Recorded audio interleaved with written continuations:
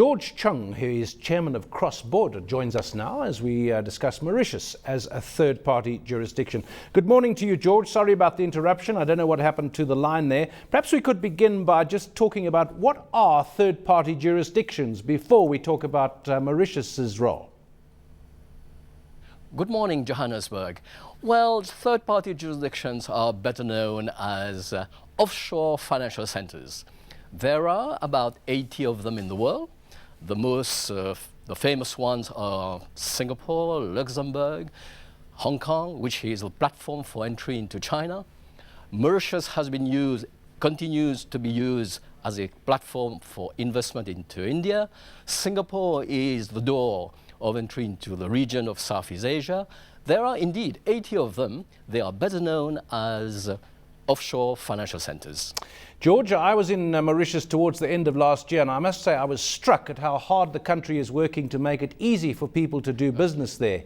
So, for example, visas not required, the foreign exchange restrictions are really limited. So what is Mauritius offering? And one of the points that they made, big picture, is that it's the gateway from Africa to Asia. Indeed, if you look at the indices of corporate governance, for example, we have been number one in the African region. We are one of the top 15 or 20 in terms of ease of doing business. In fact, governments have been trying in the past 25, 30 years to make Mauritius environment conducive to the reception of foreign direct investment. We believe that we need to open ourselves to the rest of the world. We need to open up for transfer of technology, for transfer of know-how, for sharing.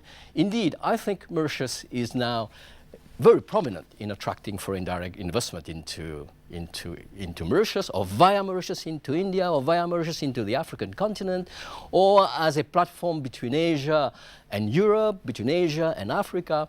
In fact, we intend to be a very prominent place for receiving foreign direct investment, whether as a conduit into other countries of the world. If we look at international investors or investors in one country wanting to move to another country to find, as you say, an offshore financial center, what are they looking for? Could you make a list of the top 3 priorities that they have when they're looking for a place like Mauritius to do business in and with? And how friendly are you in those areas? Okay. All right. Now, every year there is something like $1,500 billion of cross-border flows between countries looking for the highest return or the best return. And these investments are risk-averse, let's say, all right? Not only are they looking for the best return, but they are also risk-averse. They would like to look for example, the least political risk, for example. Investors are really averse with respect to political risk. They look for the right sort of structuring. They would like to be efficient in investing their money. Okay, they will hate paying taxes in 2, 3, 4 different countries. And if you structure your deals, suppose that an Englishman wants to invest in Cameroon, they would perhaps not want to invest directly because they wouldn't like to be taxed directly in Cameroon and in the investor country. And if the investor is looking for 10 different destinations, you can think